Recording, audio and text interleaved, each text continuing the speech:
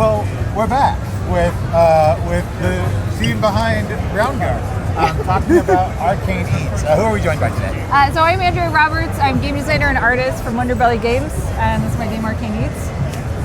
It's a fantasy cooking roguelike deck builder. You play as a chef, building a deck of fantasy ingredients, cooking tools, and magical spells, trying to cook up tasty dishes to feed the hungry hordes. So I saw like the pitch was sort of like Overcooked meets Slay the Spire. That's right. But I see that, I've heard there has been some feedback. There was concern that Slay the Spire might be too complicated for some people and might scare people away. Yeah. But actually, that hasn't been the case. Like, what have people been saying about it? Yeah, so, we have a very, cozy, warm restaurant kind of vibe, but it is very much a, thoughtful strategy game. And so, we weren't sure how people were going to respond to that combo, but it's been interesting having a lot of these, cozy players who really want to, get into cooking games, but who told us, there's so many cooking games that are, very high speed execution, very stressful in that way. Right. And that actually this game, even though it is very strategic, it is turn-based, and so it's more like a thoughtful experience, and that they found that a lot more of a relaxing, thinky kind of way to play. It's been good. How would you compare this game to other roguelike card deck builders? Yeah, so we are structurally, from a strategic feel, it is very similar to something like Slay the Spire, but of course, it is a non-combat. We are not killing the monsters; we're feeding them. We have some interesting new, very food restaurant-themed mechanics in the game. So you have to play your food down onto cooktops and let it cook each turn.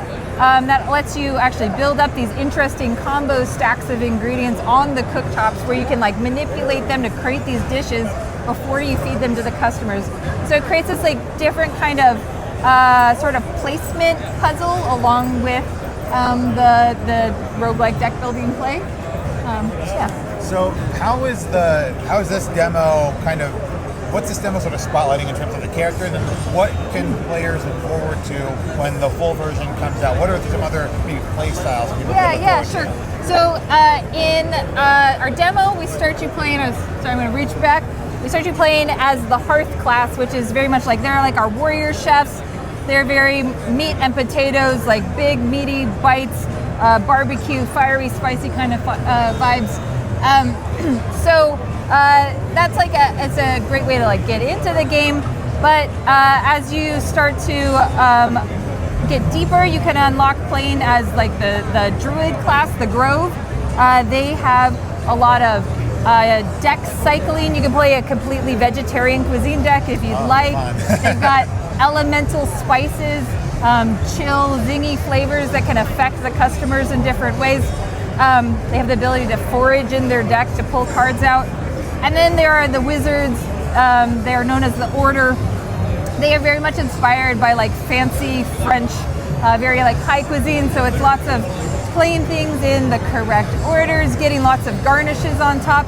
They also have the Warlock class in them, the folks who have opened up the Forbidden Gastronomicon and are experimenting with molecular gastronomy. So they have lots of fun, very Lovecraftian effects, ways to manipulate their food. So you mentioned that there are different characters for each class. That's right, yeah. So when you start and you pick the starting class you're going to play with, you also get to choose a starting chef, the first part of your kitchen crew who's going to help you out. So each class has 3 different starting chefs you can pick from. They're kind of the different strategic poles of each class. So for example, within the Hearth, we in the demo we start you playing as Fryland Spudhammer. He's a dwarven diner chef. He's very much into creating very big stacks of food and deep frying to get his food out as quickly as possible. He's the fast fighter kind of chef. Whereas in other poles of the deck, we've got Nona Petra, who is very much a tank build. She will create these really long, slow cooking pasta-based dishes. as she's like much tougher in the face of customer complaints and can really take her time. So there are like different ways you can weave your way through the deck strategically. All of the Hearth cards are available to every Hearth chef, but like they kind of give you a starting strategic point that can help sort of seed where you might be going. And is that the same also, like, when it comes to the wizards and the druid classes, like they have like those same kind of... That's right, yeah. Every deck has like these sort of, there's lots of different ways that the strategies can fuse together, but they each have these 3 sort of starting points to help drive you through the strategy. Of course, so as much as there are these like 9 starting chefs, there's a ton of kitchen crew who you can hire. So we've got about 100 different crew that you can hire as you're playing the game. Oh, wow, okay. Each with their own different like passive abilities that they'll bring to the table if you hire them on. So there are different kinds of folks who can like, so like for example, like in the druid build, one of our starting chefs, Master Tsunami, he's very much like he's a sushi chef. So he can serve up any kind of seafood, has a reduced cook time, so he can serve it up raw.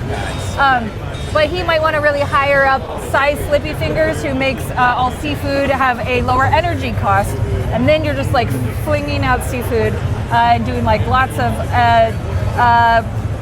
seafood play, which of course then you might want to have somebody in your restaurant who can help draw up more cards.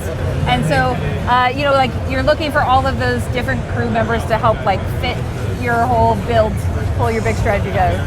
So one last thing on that. So like basically, like when you have a Hearth build and you have members of the kitchen crew that can help to, augment different parts of the deck, are you getting wizard elements in there? Are you getting druid elements in there? Or is it all still very Hearth focused? Oh, okay, yeah. So when you play, when you pick your starting deck, that will be the basis of the kind of cards that will be available to you in this early gameplay. The staff, the crew that are available to you are very much like they're less class dependent, so you can pull from all sorts of different folks. Gotcha. However, as you get deeper into the game and you become a lot more friendly with Synergy Tempbinder, she runs the staff shop. She will eventually unlock your ability to create fusion cuisine. And so at that point, you'll be able to bring in cards from different decks and find new strategies. We went to a fusion place last night. Yeah. It was really good. Yeah, lovely. So what's the timeline for this then? So we just announced the game. So it'll be out next month. Aggressive timeline. Yeah. In a couple of months, we're going to drop our big demo. Like, this is the first time anybody's getting to play the game here on the show floor. It's just like a 10-minute tight demo. In a couple of months, we'll have a nice, big, meaty, like hour-plus long demo to get a really good taste. And then we'll be out next year.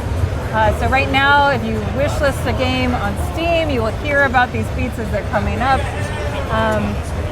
Yes, wishlist the game. It's very huge for us. Yes.